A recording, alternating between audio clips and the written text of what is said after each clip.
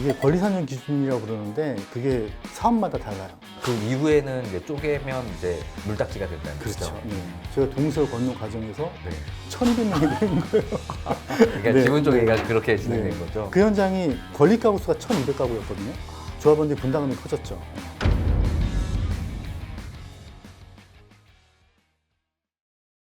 자, 그럼 본부장님 이번에는 네. 한번 성공하는 재개발 조건에 대해서 한번 여쭤볼게요. 우리가 같은 재개발이라고 하더라도 어디는 순차적으로 잘 가서 값도 계속 올라가고 또 어디는 뭐 그냥 뭐 10년째 계속 똑같은 상황이 뭐 이런 데가 많잖아요. 이런 두 곳을 어떻게 옥석을 가려낼 수 있는 이런 방법들이 좀 있을까요? 근데 단순하게 딱 가서 봤더니 여기가 전철역 앞이고 입지가 좋아 이런 게 있고요. 네. 그게 아니고 실제로 등기부등본을 다 띄워보고 토지등 소유자의 숫자를 확인하고 용적률이 변화될 가능성을 보고 계산했을 때 기존에 있는 이 땅의 값어치가 월등히 높아지는 경우가 있어요. 이게 결국 사업성이죠.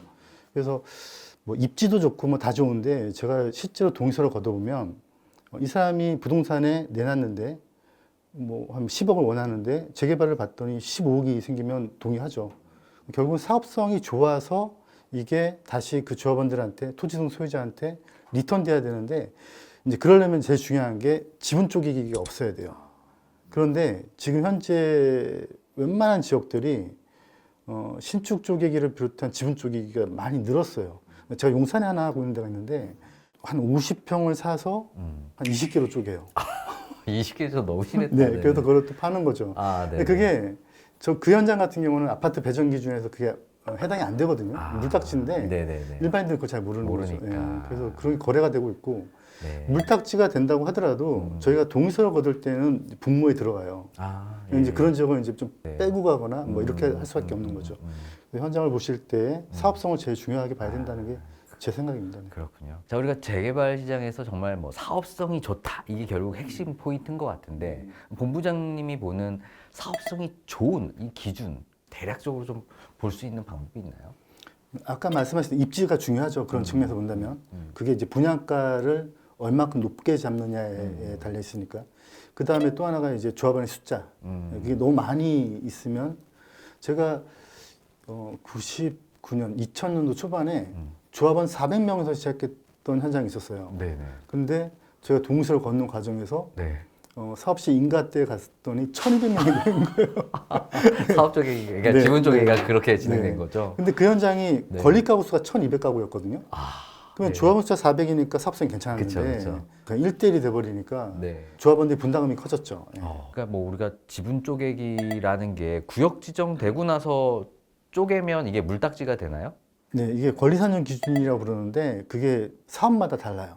뭐 예를 들면 모아타운 같은 경우는 관리지역 지정을 네. 보통 하고요. 그 다음에 신통 같은 경우는 이제 신통 번호부여 됐을 때 보통 많이 하고요. 그러니까 그 이후에는 이제 쪼개면 이제 물딱지가 된다는 그렇죠. 거죠. 네. 근데 그 이유라는 개념이 막연하게 이전 이유가 중요한 게 아니고 이 물건의 상태가 또 중요해요.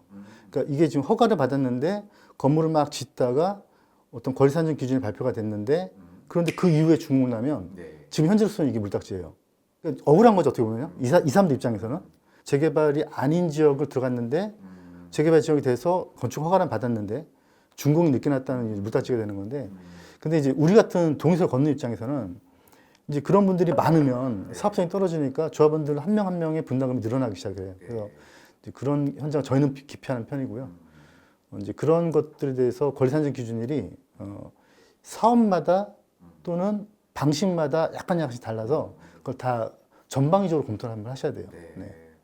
좋은 물건 이제 정말 샀는데 재개발 네. 샀는데 이게 물딱지가 되면 정말 낭패니까 이 정말 권리산정 기준일을 정확하게 조금 알아보시고서 물건을 맞아요. 잘 해석하셔야 돼요. 잠깐 부연 설명드리면 이게 물딱지가 있고요. 물딱지는 뭐냐면 권리가 0이 돼서 아파트를 받을 수 있는 권리가 아예 사라지는 게 있고 현금 청산만 받는 현금 거죠. 돈으로만 받는 거 있고 또 하나가 합산되는 게 있어요. 그러니까 이제 어떤 행위를 해서 소유자가 늘어났을 때 네네. 그걸 인정하지 않고 그 사람을 하나로 보는 게 아, 있거든요. 예. 하나만 나오고. 네, 네네. 하나만. 그러면 이제 뭐 제가 본 사례는 이런 것도 있어요.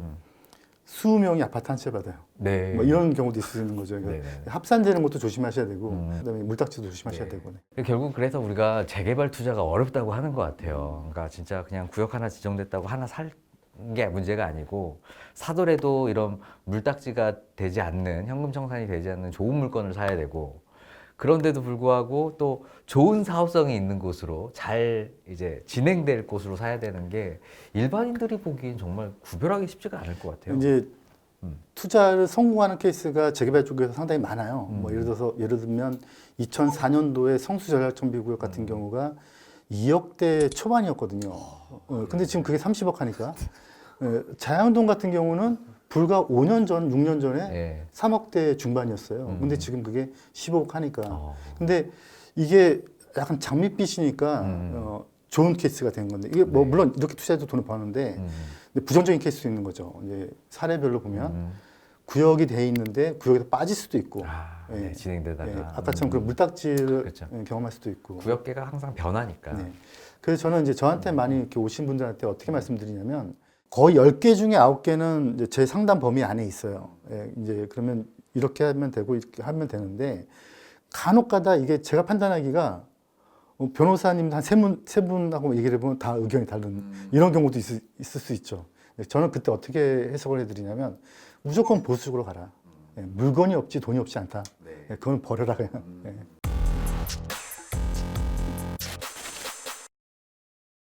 자, 우리 봄년이 봤을 때 재개발 단계 중에 어느 단계에서 좀 지연이 좀 많이 되는 단계다라고 보세요? 지금 박사님이 주신 이 질문과 또 비슷한 질문이 또 뭐가 있냐면 재개발이 몇 년 걸릴까요? 이 질문을 제가 많이 받거든요. 근데 제가 해보면 정말 케바케예요. 네. 이게 너무 막 어떤 데는 너무 오래 걸리고 어떤 데는 그냥 순식간에 가는 경우도 있고 그래서 이게 평균을 내기도 어렵고 이 평균에 또 의미도 없는 것 같아요.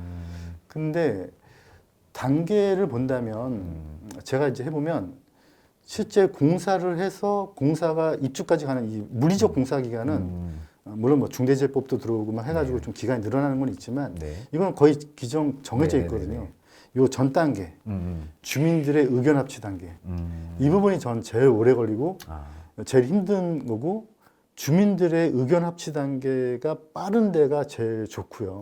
예. 근데 그게 단계를 줄여주는 거니까 뭐 어느 지역이 어떤 단계까지 갔다 이게 중요한 게 아니고 그 단계까지 가기 위한 주민들의 어떤 의견 합치가 있었고 어떤 의견 대립이 있었고 그 숫자 구성이 어떻게 돼 있고 반대파가 어떻게 되는지 그런 거 보셔야 될 것 같아요. 정말 이 재개발이라는 게 정말 어려운 건데 네. 뭐 이렇게 하시다가 진행하시다가 뭔가 여긴 정말 좋을 것 같아라고 해서 막 개인적으로 투자하신 것도 있으시죠? 그거 안 하면 좀 이상한 거 아니에요? 그쵸, 그쵸. 네, 네. 우리 업종을 저희끼리 농담으로 하는 얘기가 있어요. 뭐냐면 저희가 산타크로스가 된 느낌이 있어요. 저희가 들어가서 동의서를 걷고 움직이다 보면 집 한 채 한 채당 막 2, 3억씩 금방 올라버리는 거죠. 예, 근데 물론 이제 이게 또 업체마다 다를 수 있지만 업체가 또 실력 있는 업체가 들어가면 이 업체가 들어오는 곳은 된다더라는 그게 있으면 그러면 이제 가격이 오르면 그냥 그 한 집 한 집마다 2, 3억씩이 다 올라가는 거니까. 근데 그래서 거꾸로 투기 수요자들 또는 어떤 신축 쪽에 업을 하시는 분들이 저희 쪽에 와서 의뢰하는 경우가 의외로 많아요. 예, 유혹도 많고 이런 경우도 있었어요. 돈을 줄 테니 구청을 왔다 갔다 하는 척 설명회를 그건 하는 거죠. 아예 하는 예. 건데 근데 실제로 그런 현장들이 있어요 지금도요. 네. 근데 그건 제가 보기엔 그건 너무 심했고. 심했고 그건. 예. 근데 그런 것 말고 저희가 보기에 계산도 괜찮고 동의서가 나올 것 같은데 근데 아무도 움직임이 없었어요. 이제 그런 지역들은 저도 뭐 투자하는 경우가 있을 수 있죠. 네. 예전엔 좀 문제가 되지 않았지만 뭐 요즘 재개발에서 약간 문제가 되는 뭐 새로운 것들 좀 있나요? 지금 뭐 다른 변수는 별로 없고요. 제가 보기에는 지금 인허가 패스트트랙도 마찬가지고 뭐 각종 좀 여야를 불문하고 지금 지원해 주려고 하고 있고 근데 이런 것들은 좋은데 근데 이제 물리적 변수들 아까 말씀드렸던 이제 공사 기간이 좀 늘어날 수밖에 없고 네. 그다음에 공사비 이슈도 좀 있고요. 그리고 생각보다 사업성이 생각보다 안 좋은 지역들이 있어요. 용적률을 이렇게 올라가서 뭐 그런 지역들이 아닌 지역들. 이제 그런 지역들은 지금은 핫하지만 어느 순간 이제 이게 숫자가 이제 책상 위로 올라오는 순간 주민들이 좀 반작용이 있을 것 같고요. 네. 물론 그때 가서 또 인플레가 또 와서 아파트 가격이 올라주거나 하면 또 괜찮아지겠지만 그렇지 않다면 부작용이 또 생길 수 있을 것 같고요. 네. 제가 생각하는 가장 문제는 유튜브에 와서 이런 얘기하기가 좀 그런데 제가 보면 유튜버예요. 왜냐하면 유튜버 문제군요. 네, 너무 많은 지역을 네네. 이게 정보를 남발하니까 이게 정보의 값어치가 떨어지고 있고 음. 그래서 또 신축 쪽에 늘어나고 있고 이게 노후도를 깨트려요. 그게 그렇죠. 저한테는 네네. 가장 큰 위험 요소죠. 지정될 수 있는데 그 신축의 뭐 사업성도 안 좋아지는데 아예 그냥 구역 지정 자체가 안 될 가능성도 있군요.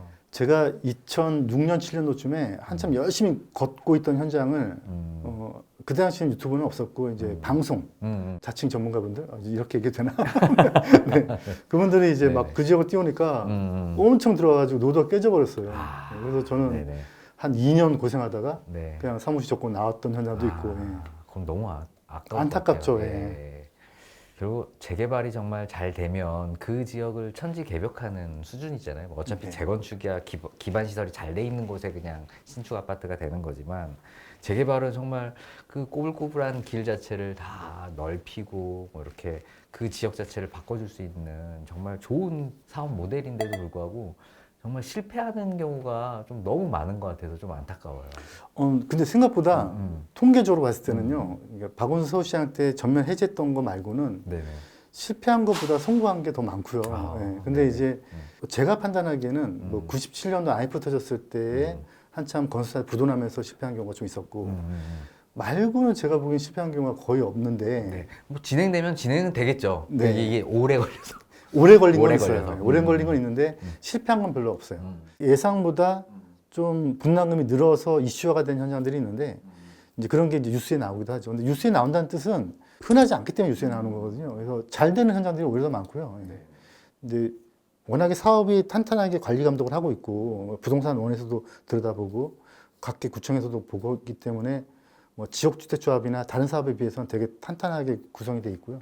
사업성도 탄탄한데 그런데 이제 그럼에도 불구하고 뭐 서프라임이 터졌거나 IMF가 있거나 했을 때 안 좋은 현장들이 이제 가끔 뉴스에 나는 거죠. 그런 경우는 좀 드물다. 일단 오히려 시작하면, 드물죠. 네. 시작하면 끝까지 갈 수는 있다. 다만 시간의 문제일 뿐이다. 뭐 이런 걸로 이해하면 되겠죠. 그러면 성공하는 재개발, 실패하는 재개발, 뭐 실패는 거의 없지만 그래도 좀 결국 시간이 문제겠네요. 빨리 이제 진행될 수 있는. 아까 제가 농담 반 진담 반으로 유튜버를 얘기했는데 제가 이렇게 보기에 재개발에 투자하고 싶은데 이제 기댈 만한 곳이 없으니까 유튜버에서 이제 어느 현장을 띄우면 가서 이제 그걸 구입하시고 하시는데 제가 이제 이런 비유를 가끔 드리는데 뭐 이제 쿠팡의 비유를 드리면 쿠팡을 이렇게 보다가 재개발 투자를 검색을 했더니 쿠팡에 그런 게 없지만요. 검색을 했더니 재개발 지역 내 새 빌라 떠서 딱 클릭을 해서 샀는데 배송이 왔는데 열어봤더니 빌라는 들어있는데 재개발이 안 들어있는 경우가 의외로 많은 거죠. 뭐 설명서를 봤더니 뭐 50년 안에는 될 수도 있을 수도 있고 뭐 이렇게 들어가 있었다면 문제가 있는 거잖아요. 근데 제가 보기엔 그런 현장들이 의외로 많아요. 그러니까 재개발의 위험성이라고 한다면 언젠가는 되겠지만 그 언젠가는 우리 세대가 아닐 수도 있는 거잖아요. 네. 이제 그런 게 위험성인 거고. 그래서 실제로 아파트 입주까지 원하신다면 그러면 아까 말씀드렸던 그런 탄탄한 프로세스라든가 이런 것들을 좀 머릿속에 두고 공부를 하셔야겠죠. 뭐 구체적인 건 3부에서도 한번 여쭤볼 건데 네. 그래도 뭐 우리가 진입해야 될 만약에 뭐 정비 사업 지정이 구역으로 지정이 되고 조합이 설립이 되고 뭐 사업 시행 인가가 나고 관리 처분 인가가 나고 착공이 되는 그 일련의 어떤 프로세스 상에서 그래도 어느 지점에 들어가는 게 안전하고 그래도 조금 투자 수익률이 좋을지 어느 지점쯤에서 들어가는 게 좋을까요? 아주 단순하게 보면 조합 설립 인가 이유가 거꾸로 보면 위험할 수는 있어요. 정말요? 이 뒤가? 왜냐하면 비싸게 사니까? 그 물딱지 기준이 다물권자, 다물권 세대도 사고팔고를 합산시키는 게 조합 설립 인가부터거든요. 근데 다물권자 같은 경우도 우리나라의 등기부 등본을 보면 누구 건지는 나오지만 누가 어디 물건을 가지고 있는지는 안 나오거든요. 네, 그죠? 그러니까 이 사람이 마음 먹고 속이면 그 재개발 지역 내 여러 개 물건 중에 하나를 팔았을 때 내가 당할 수가 있어요. 네. 그래서 조합 설립 인가가 오히려 위험할 수 있고요. 아주 완벽한 거는 관리 처분 전에 사는 게 제일 좋죠. 네. 그런데 그때는 사실 저는 관리 처분 단계가 됐다고 하면 저희처럼 용역업체들이 할 일이 없어진다고 보거든요. 다 끝난 거예요. 이미 가격에 다 네. 반영돼 있고 가격이 다 반영되고 이건 숫자가 다 나온 거죠. 그래서 현물만 없을 뿐이지 아파트라고 저는 거의 보여지기 때문에 근데 이제 재개발 투자의 수익률만 놓고 본다고 하면 초기 단계로 갈 수밖에 없죠. 근데 초기 단계로 갔을 때 위험성은 그런 딜레이의 위험성, 각종 인허가의 어떤 복잡함, 그다음에 주민들의 비대위의 형성 뭐 이런 것들인데 이런 것들은 좀 사례나 또는 이제 공부를 통해서 그걸 내가 해결해 가는 게 맞는 것 같고요. 그냥 단순하게 조합설 인가가 좋고 조합설 인가 이건 나쁘고 뭐 조합설 인가 좋고 뭐 이렇게 따질 거는 아닌 것 같고요. 아 그렇군요. 들어보니까 더 갑자기 복잡해지는 생각이 제가 복잡하게 드는데. 말씀드렸나요? 아, 아닙니다. 3부에서는 그러면 조금 네. 더 자세하게 네. 좀 떠먹여주는 네. 이런 거 좀 기대해도 될까요? 네, 열심히 알겠습니다. 한번 해보겠습니다. 아, 네. 그럼 3부에서 한번 네. 재개발 투자 어떻게 좀 접근해야 되는지 네. 한번 여쭤보도록 하겠습니다.